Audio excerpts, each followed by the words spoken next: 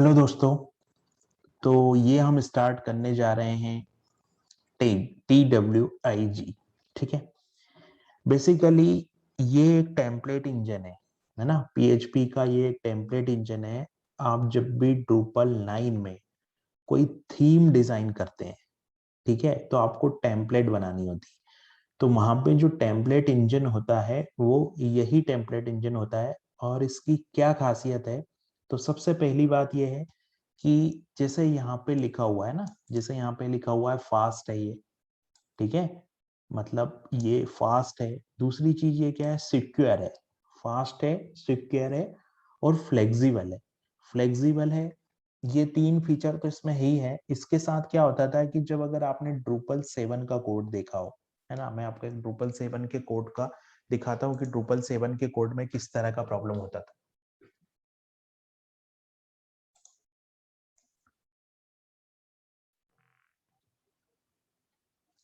तो जो Drupal 7 का हमारा कोड था ना, Drupal 7 के कोड में क्या होता था कि आप देख रहे हैं कभी PHP स्टार्ट हो गया, यहाँ फिर PHP बंद हुआ, फिर यहाँ पे HTML आ गया, फिर यहाँ पे PHP आ गया।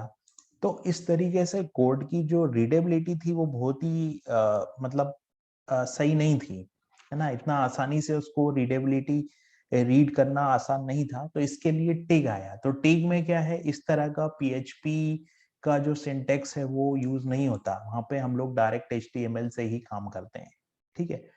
तो ये एक प्रॉब्लम है, तो ये एक खासियत हो गई इसकी। उसके बाद में सिक्योर भी है, फास्ट भी है। तो इन सब चीजों का यूज करके Drupal 9 में ये आया है, ठीक है। अब हम लोग क्या करेंगे, स्टेप बाय स्टेप इसको पूरा देखेंगे। करीब इसमें 7 से 8 वीडियो हमारे आएंगे, है ना।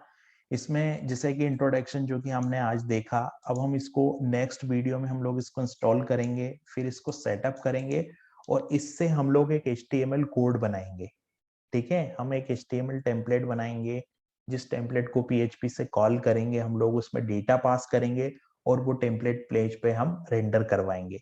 तो ये क्या है, प्री रिक्वायर्ड है। मतलब Drupal में अच्छे से थीमिंग करनी है तो थीमिंग करने के लिए ये प्री रिक्वायर्ड है। तो नेक्स्ट वीडियो में हम इसको देखेंगे कि किस तरीके से इंस्टॉल करना है और किस तरीके से MVC के पैटर्न पे ये चलता है ना। तो वो किस तरीके से हम लोग कॉल कर सकते हैं और किस तरीके से टेम्पलेट हम लोग डिजाइन कर सकते हैं।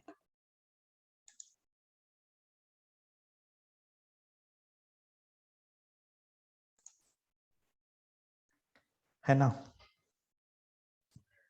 तो दोस्तों आज हम देख रहे हैं इंस्टॉलेशन टेग, किस तरीके से हमको इस टेम्पलेट इंजन को इंस्टॉल करना है, ठीक है। तो इसके लिए हमको एक सॉफ्टवेयर की रिक्वायरमेंट है, वो है कंपोजर। तो मेरे सिस्टम में कंपोजर है, तो आपके सिस्टम में कंपोजर होना चाहिए इसको इंस्टॉल करने के लिए। तो कैसे वेरीफाई करूंगा मैं कि मेरे सिस्टम में कंपोजर है या नहीं। इसके लिए मैं चलता हूं जहां मेरा प्रोजेक्ट है। मेरा प्रोजेक्ट कहाँ पे है, साइट्स फोल्डर के अंदर। साइट्स फोल्डर के अंदर मैंने ये एक और फोल्डर बनाया TWIG की तरफ। फिर यहाँ गया, मैंने राइट क्लिक किया और यहाँ पे गिटवेस मैंने ओपन किया, ठीक है। गिटवेस ओपन करने के बाद मैंने यहाँ पे लिखा कंपोजर, ठीक है। अभी मैंने कंपोजर लिखा तो क्या है, यहाँ पे मुझे कंपोजर की डिटेल दिख जाएगी। आप देख रहे हैं कि यहाँ पर मुझे कंपोजर की डिटेल मिल गई है। इसका मतलब ये है कि मेरे सिस्टम में कंपोजर है। तो अभी मेरे को क्या करना पड़ेगा, फिर मुझे ये वाला कमांड रन करना होगा, कंपोजर रिक्वायर। तो इससे क्या होगा कि ये इंस्टॉल हो जाएगा सिस्टम में, इसकी जो लाइब्रेरी है वो इंस्टॉल हो जाएगी। तो मैंने यहाँ पे गया, राइट क्लिक किया, इसको पेस्ट किया और यहाँ पे फिर से मैंने रन किया। इसको मैं थोड़ा जूम पे कर देता हूँ ताकि आपको दिखाई देगा। तो आप देख रहे हैं यहाँ पे इसका इंस्टॉलेशन स्टार्ट हो गया। अभी ये जैसे ही इंस्टॉल होगा, यहाँ पे कुछ फोल्डर बनेंगे। देखो ये फोल्डर बन गया, एक बेंडर फोल्डर बन गया और यहाँ पे एक फोल्डर बन गया composer.json और composer.log फाइल बन गई। तो ये पूरा इंस्टॉलेशन हो जाएगा। ये इंस्टॉलेशन कंप्लीट हो गया और हमारा यहाँ पे ये, तो ये कुछ फाइलें हैं इसकी जिसकी हमको जरूरत पड़ेगी, ठीक है। तो ये कुछ फाइलें इसने हमको डाउनलोड करके दे दी। अब आगे आने वाले वीडियो में हम देखेंगे कि किस तरीके से हम इसका यूज करेंगे HTML के अंदर। तो आज तो हमने इसको इंस्टॉल किया केवल। ये बहुत इजी है, इसको सीखना बहुत आसान है, बहुत आसानी से समझ में आ जाएगा। ठीक है, लेकिन ये थोड़ा सा प्री रिक्वायरमेंट है। ये होने के बाद हम लोग अगर ड्रूपल थीमिंग करेंगे तो हमें टेम्पलेट बनाने में कोई प्रॉब्लम नहीं होगी। Thank you.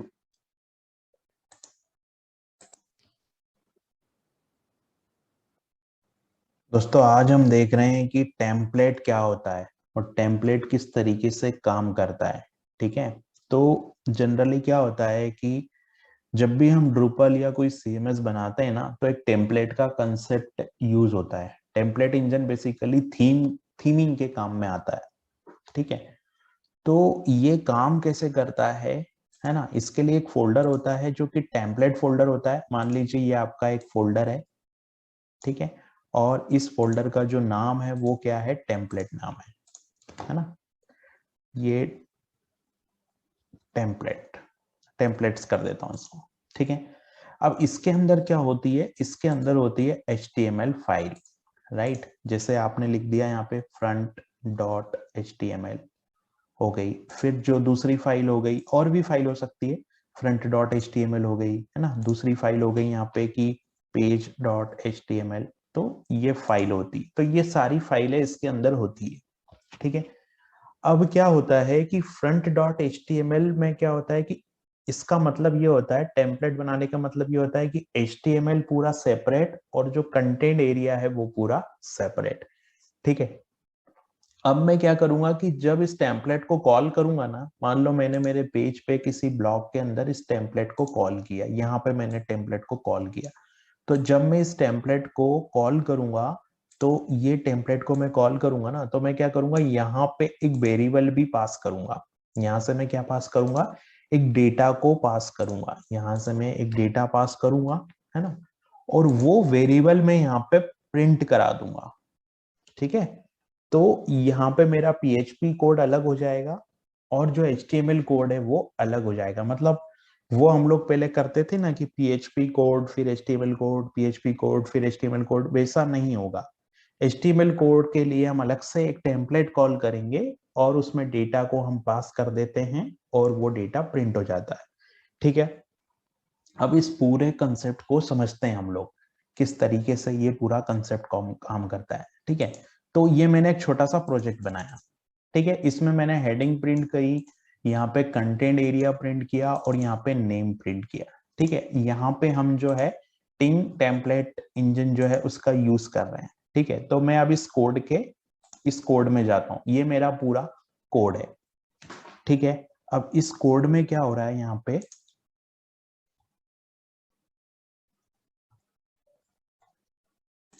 है ना, इस कोड में क्या हो रहा है कि ये वाला जो पूरा सेक्शन है ना, इस कोड में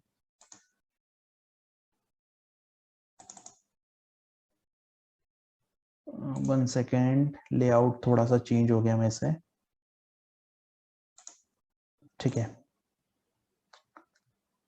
मीडियम आइकॉन कर देता हूं इसको, या लिस्ट कर दिया। ठीक है, अब क्या है, यहाँ पे एक एपीपी फोल्डर है, एपीपी फोल्डर के बाद में वेंडर फोल्डर है और यहाँ पे व्यूज फोल्डर है। कंपोजर डॉट जेसन जो कि हमने लास्ट टाइम में इंस्टॉल किया था, तो उसका कंपोजर डॉट जेसन है और एपीपी है। अब मैं एपीपी फोल्डर के अंदर जाता हूं, तो यहाँ पे एक फ्रंट डॉट पीएचपी फाइल, मैंने फ्रंट डॉट पीएचपी फाइल को ओपन की। ठीक है, अब हम लोगों ने क्या किया, फ्रंट डॉट पीएचपी मतलब सारी पीएचपी की फाइलें हम यहाँ पे रखेंगे।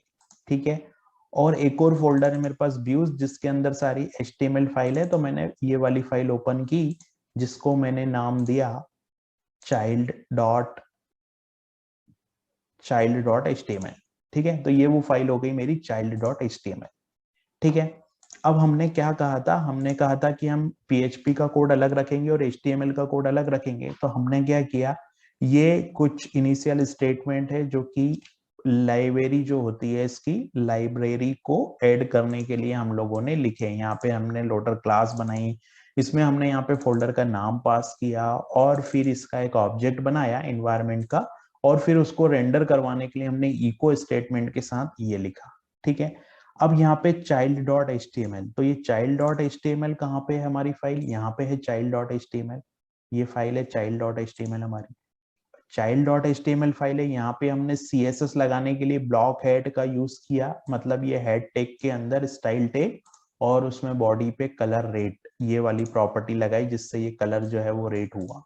ठीक है, दूसरा मैंने क्या किया, यहाँ पे block content area, block content area में मैंने हेडिंग लिखी और फिर this is the text content area, तो ये मेरी हेडिंग हो गई और यहाँ पे this is the content area हो गया। फिर मैंने क्या किया कि यहाँ पे आप देख रहे हैं मैंने नेम लिखा, तो इसको हम इस तरीके से वेरिएबल को प्रिंट करते हैं ना।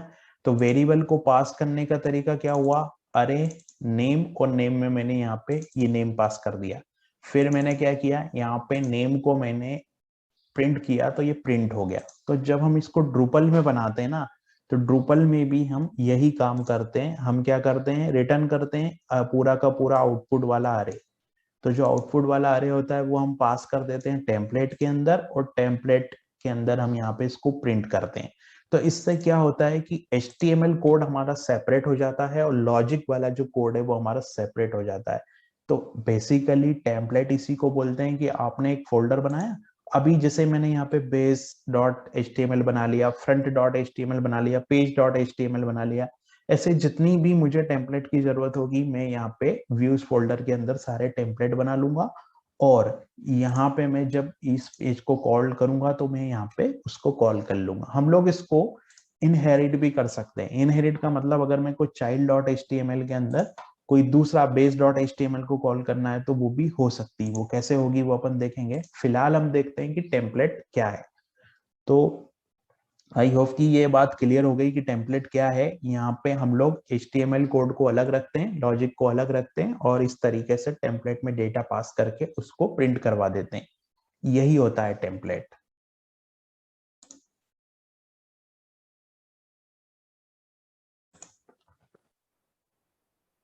दोस्तों हम देखते हैं कि ये अरे डेटा के साथ किस तरीके से काम करेगा। जिस तरीके से हमने नॉर्मल वेरिएबल बनाया था उस तरीके से हम लोग अरे डेटा को भी बना सकते हैं। तो मैं क्या करता हूँ, यहाँ पे एक अरे बनाता हूँ। तो मैंने बनाया $site-info इज इक्वल टू अरे, और इस अरे में मैं पास करता हूँ दो वैल्यू। ठीक है, इस अरे में मैंने पास की दो वैल्यू। पहले मैंने पास कर दिया अरे के अंदर, यहाँ पे मैंने पास किया अरे के अंदर टाइटल पास कर दिया, और टाइटल में मैंने यहाँ पे डेमो पास कर दिया। ठीक है, टाइटल में मैंने यहाँ पे डेमो पास कर दिया। उसके बाद में मैंने यहाँ पे सेकंड नंबर पे पास किया स्लोगन। ठीक है, तो स्लोगन में मैंने पास कर दिया यहाँ पे कि this is demo site, this is demo site. ठीक है, अब ये मेरा पूरा एक अरे हो गया। अब इस अरे को मेरे को किस तरीके से, इस अरे को मेरे को किस तरीके से पास करना है, तो उसके लिए मेरे को क्या करना पड़ेगा, यहाँ पे मैं इस पूरे अरे को पास करूंगा। तो मैंने यहाँ पे $site-info का यहाँ पे site-info वेरिएबल बना दिया, और यहाँ पे नेम की जगह मैंने पूरा $site-info को पास कर दिया। ठीक है, तो हमने क्या किया, यहाँ पे साइट इन्फो में पूरा का पूरा अरे पास कर दिया। ठीक है, अब हम क्या करते हैं, अब हम चलते हैं यहाँ पे टेम्पलेट के अंदर। तो टेम्पलेट के अंदर मैं क्या करता हूँ, यहाँ पे एक टाइटल टैग लगाता हूँ। तो मैंने टाइटल टैग लगाया, और इस टाइटल टैग के अंदर मुझे क्या करना है, प्रिंट करना है। क्या प्रिंट करना है टाइटल टैग के अंदर, साइट इन्फो डॉट टाइटल। तो मैंने साइट इन्फो डॉट टाइटल को प्रिंट करवा दिया। यहाँ पे मुझे क्या प्रिंट करना है, स्लोगन प्रिंट करना है। तो ये एक पैराग्राफ मैंने लिया, और इस पैराग्राफ में जाके मेरे को किस तरीके से अरे की वैल्यू को गेट करना है। तो मैंने यहाँ पे साइट इन्फो लिया, डॉट, और डॉट ऑपरेटर के बाद में मैं क्या लगाऊंगा, जो दूसरा मेरा वेरिएबल है वो, जो दूसरी अरे की है वो। तो ये मैंने ये लिया। ठीक है, अब हम चलते हैं और रिफ्रेश करते हैं इस साइट को। ठीक है, तो आप देख रहे हैं दिस इज डेमो यहाँ पे आ गया, और ये ऊपर टाइटल बार पे डेमो दिखाई दे रहा है। ठीक है, अब अगर मान लो मैं यहाँ इस वैल्यू को चेंज करता हूँ, यहाँ पे मैं टेस्टिंग लिख देता हूँ, यहाँ पे मैंने टेस्टिंग लिख दी और इसको चेंज किया, तो आप देख रहे हैं यहाँ पे ये टेस्टिंग हो गया। इसी तरीके से एक चीज और देखते हैं कि अगर आपको इस HTML फाइल के अंदर कुछ कमेंटिंग लिखनी है तो वो आप कैसे लिखेंगे। इस तरीके से आप जिस तरीके से हम फंक्शन को ओपन करते हैं वो लगाएंगे फंक्शन ओपन, और यहाँ पे फंक्शन क्लोजिंग, फंक्शन ओपन और यहाँ पे आप लगाएंगे फंक्शन क्लोजिंग ये, और यहाँ पे आप इसके अंदर लिख सकते हैं, इसके अंदर आप लिख सकते हैं दिस इज कमेंट। ठीक है, यहाँ पे आप लिख सकते हैं कि ये जो कोड होगा ना, है ना, दिस इज द मतलब ये जो कोड है वो कमेंट के लिए है, ये कोड यहाँ पे एग्जीक्यूट नहीं होता है। तो जैसे अगर यहाँ पे जाके आप रिफ्रेश करेंगे ना तो भी ये कोड एग्जीक्यूट नहीं होगा। तो इस तरीके से हम अरे को पास कर सकते हैं और इस तरीके से हम कमेंट कर सकते हैं।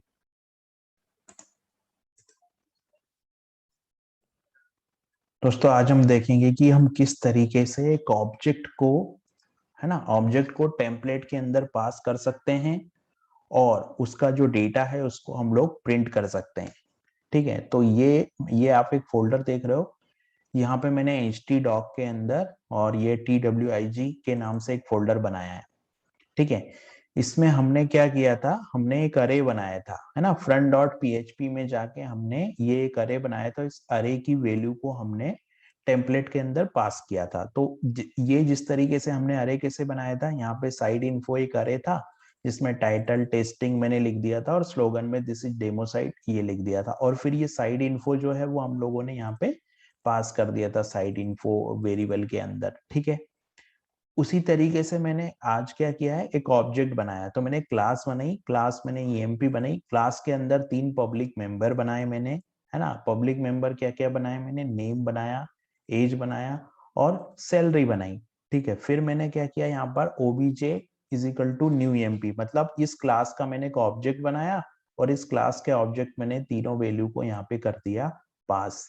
ठीक है, अब यहाँ पर क्या होगा, दूसरा मैंने यहाँ पे जब इसको कॉल किया ना, जब यहाँ मैंने इको किया तो इको में मैंने यहाँ पे टिक पास किया, टिक पास करके रेंडर पास किया, रेंडर पास करने के बाद में चाइल्ड डॉट एचटीएमएल लिया और यहाँ पे अरे पास किया, अरे पास करने के बाद में यहाँ पे मैंने साइट इन्फो और यहाँ पे ईएमपी पास किया। तो ये ईएमपी इज इक्वल टू ये ऑब्जेक्ट पूरा का पूरा मैंने यहाँ पे पास कर दिया। अब ये ऑब्जेक्ट यहाँ पे मैंने पास किया तो इस ऑब्जेक्ट का डेटा को रिट्रीव किया मैंने। तो यहाँ पे मैंने ईएमपी, यहाँ पे ये लिखा मैंने दिस इज ऑब्जेक्ट एग्जांपल और यहाँ पर ईएमपी डॉट नेम। तो ईएमपी डॉट नेम से क्या हुआ, यहाँ पे ये नेम मुझे मिल गया। अब मैं क्या करता हूँ, एक और पैराग्राफ टैग बनाता हूँ, एक और पी टैग क्रिएट किया मैंने और इस पी टैग में मैं अब जो दूसरा ऑब्जेक्ट का वेरिएबल है मेरा, दूसरा किसका वेरिएबल है, एम्प्लॉय का जो दूसरा वेरिएबल है ना, ईएमपी डॉट, तो मैं उसको प्रिंट करता हूँ। तो इसको मैं कैसे प्रिंट करूंगा, यहाँ जाऊंगा मैं और यहाँ पे जाके मेरे को क्या करना पड़ेगा, ईएमपी डॉट यहाँ पे मैं एज प्रिंट कर देता हूँ। ठीक है, ईएमपी डॉट एज, यहाँ जाते हैं हम लोग, रिफ्रेश करते हैं तो ये एज आ गई 25। उसी तरीके से सैलरी प्रिंट करना है, तो सैलरी प्रिंट करने के लिए मैं क्या करता हूँ, एक पी टैग बनाता हूँ और पी टैग बनाने के बाद मैं यहाँ पे जाता हूँ, यहाँ पे जाके मैं क्या करता हूँ, ईएमपी डॉट सैलरी लिखा मैंने, ईएमपी डॉट सैलरी लिखा तो ईएमपी डॉट सैलरी, ये सैलरी प्रिंट हो गई यहाँ पे। तो इस तरीके से हम लोग ऑब्जेक्ट को प्रिंट कर सकते हैं, है ना, टेम्पलेट के अंदर। दोस्तों हम लोग देखते हैं कि टेम्पलेट इंजन में हम लोग मैथमेटिकल ऑपरेशन किस तरीके से यूज कर सकते हैं। ठीक है, तो जैसे कि ये मैंने फाइल ओपन कर रखी है फ्रंट डॉट पीएचपी और ये मैं गया विजुअल स्टूडियो कोड के अंदर। विजुअल स्टूडियो कोड के अंदर ये एपीपी नाम का मेरा फोल्डर है और इस एपीपी वाले फोल्डर में मेरे पास दो पीएचपी फाइल है, एपीपी डॉट पीएचपी और एक फ्रंट डॉट पीएचपी। ठीक है, इसमें मैंने क्या किया कि जो रन की वो मैंने front dot PHP file run की, तो जो फ्रंट डॉट पीएचपी फाइल है वो यहाँ पे आप लोग देखोगे कि front dot PHP file run हो रही। तो front dot PHP file run हुई है, तो फ्रंट डॉट पीएचपी फाइल में मैंने यहाँ पे चाइल्ड डॉट एचटीएमएल वाला टेम्पलेट कॉल किया। तो मैं चाइल्ड डॉट एचटीएमएल यानी कि व्यूज फोल्डर के अंदर में चाइल्ड डॉट एचटीएमएल फाइल में गया और यहाँ पे मैंने देखा कि मैथमेटिकल एक्सप्रेशन किस तरीके से हम लोग यूज कर सकते हैं। तो हियर इज द कंटेंट, ये जो पैराग्राफ है इस पैराग्राफ के नीचे मैंने यहाँ पे आप लोग देखोगे तो 3+5, है ना, 3+5 तो यहाँ पे 8 आएगा, 3 mod 2 तो यहाँ पे जो रिमाइंडर है 1 वो बचेगा। तो ये रिजल्ट जो है वो क्या आएगा मेरा, अगर मैं ब्राउजर पे चलता हूँ तो ये जो रिजल्ट है वो यहाँ पर 8 आया और यहाँ पे 1 आया। ठीक है, उसी तरीके से नीचे ये रिजल्ट 1 आ रहा है, तो ये रिजल्ट 1 क्यों आ रहा है, क्योंकि 6 डिवाइड डबल डिवीजन बाय 5, इसका मतलब है कि कितनी बार डिवाइड हुआ, तो ये जस्ट रिमाइंडर का उल्टा, यानी कि 6 डिवाइड बाय 5 यानी कि 1 बार डिवाइड हुआ तो रिजल्ट 1 आया। तो इस तरीके से हम लोग मैथमेटिकल ऑपरेशन यूज कर सकते हैं इस टेम्पलेट इंजन के अंदर। दोस्तों बात कर रहे थे फिल्टर्स की, कि इस टेम्पलेट इंजन में हम लोग फिल्टर्स का यूज कैसे करते हैं। तो अगर आप इसकी ऑफिशियल वेबसाइट पे जाएंगे तो इस ऑफिशियल वेबसाइट पे यहाँ पे आप पेज को थोड़ा स्क्रॉल डाउन करेंगे, तो पेज को थोड़ा स्क्रॉल डाउन करेंगे तो यहाँ पे आपको एक फिल्टर की लिस्ट मिलेगी। इतने सारे फिल्टर हम लोग यहाँ पे यूज कर सकते हैं, और ये क्वेश्चन बहुत पूछा भी जाता है जब आप स्पेशली ड्रूपल का इंटरव्यू आप देंगे, तो उसमें ये क्वेश्चन पूछा जाता है कि फिल्टर्स किस तरीके से काम करते हैं। तो इसमें सारे फिल्टर नहीं, लेकिन कुछ ही फिल्टर का हम लोग यहाँ पर देखेंगे, कि कुछ फिल्टर को हम लोग यहाँ पर एक्सप्लोर करके देखेंगे, जैसे कि अपर फिल्टर हो गया, एबीएस फिल्टर हो गया, वो किस तरीके से यहाँ पे वर्क करता है। तो मैंने यहाँ पे आप देखोगे तो ये एक फाइल ओपन कर रखी है ना। इस फाइल पे यहाँ पे ये एपीपी एक फोल्डर है, और यहाँ पे ये फ्रंट डॉट पीएचपी मेरी फाइल है। इस फ्रंट डॉट पीएचपी पे मैंने क्या किया, यहाँ पे कुछ वेरिएबल पास किए, जैसे मैंने नंबर पास किया -50, और यहाँ पे एक स्ट्रिंग वेरिएबल मैंने यहाँ पे पास किया, एक नंबर वेरिएबल मैंने पास किया, और यहाँ पर एक स्ट्रिंग वेरिएबल मैंने यहाँ पे पास किया, राइट। अभी अगर आप यहाँ पर देखोगे तो ये कुछ रिजल्ट इस तरीके से दे रहा है। अभी हम लोग चलते हैं यहाँ पे, ये जो टेम्पलेट है ना child dot H T M L, इसको मैं ओपन करता हूँ। इस child dot H T M L में यहाँ पर मैंने यूज किया है वेलकम और अपर, इस तरीके से हम लोग फिल्टर यूज कर सकते हैं। तो ये क्या करेगा, इसका जो आउटपुट आएगा वो कुछ कैपिटल लेटर में वेलकम लिखा आएगा यहाँ पर, ठीक है। तो मैंने क्या किया, यहाँ पे इसको आप देखोगे ये आउटपुट आउटपुट जो है वो वेलकम, यहाँ पे वेलकम जो है वो यहाँ पे आ गया। उसी तरीके से हम लोग जो दूसरा आउटपुट है हमारा, तो जो एग्जाम्पल है यहाँ पर आप देखोगे तो ये वेलकम यहाँ पर आ गया। उसी तरीके से दूसरा हम यूज कर रहे हैं यहाँ पर एबीएस फिल्टर। तो एबीएस फिल्टर जो है वो एबीएस फिल्टर क्या करता है, ABS filter returns the absolute value, right. यहाँ पर जो एबीएस फिल्टर है वो रिटर्न करता है एब्सोल्यूट वैल्यू। तो यहाँ पर नंबर इज इक्वल टू -5 ये हम लोगों ने पास किया था, क्योंकि यहाँ पर हम लोग नंबर पास कर रहे, तो नंबर में हमने -50 यहाँ पास किया, और -50 हम लोग यहाँ पास कर रहे, तो ये इसका आउटपुट हो जाएगा कैपिटल वैल्यू, यानी कि ये एब्सोल्यूट वैल्यू रिटर्न करेगा। तो आप देखोगे यहाँ पर ये रिजल्ट जो है कैपिटल फिल्टर 50, यहाँ पर ये 50 आ गया। उसी तरीके से अगर मान लो मेरे को कोई लेंथ, जो उसी तरीके से एक और फिल्टर यहाँ पे यूज होता है जिसको हम लोग बोलते हैं लेंथ फिल्टर। ये लेंथ फिल्टर है। यहाँ पर जैसे आप अगर इसका डॉक्यूमेंटेशन देखोगे तो ये यूजर्स के अंदर लेंथ ग्रेटर देन, यूजर्स की जो लेंथ है वो ग्रेटर देन 10 होती है, तो यहाँ पे एक कंडीशन लगाई है। सेम यही काम हम लोगों ने यहाँ पे किया है। हम लोगों ने यहाँ पे टेस्ट एक वेरिएबल पास किया, और यहाँ पर एक स्ट्रिंग पास की है टेस्टिंग, ठीक है। अभी यहाँ पर मैंने एक कंडीशन लगाई है कि अगर इसकी लेंथ जो है वो ग्रेटर देन 5 होती है तो ये पैराग्राफ प्रिंट हो जाएगा जिसके अंदर डेमो लिखा आ रहा है।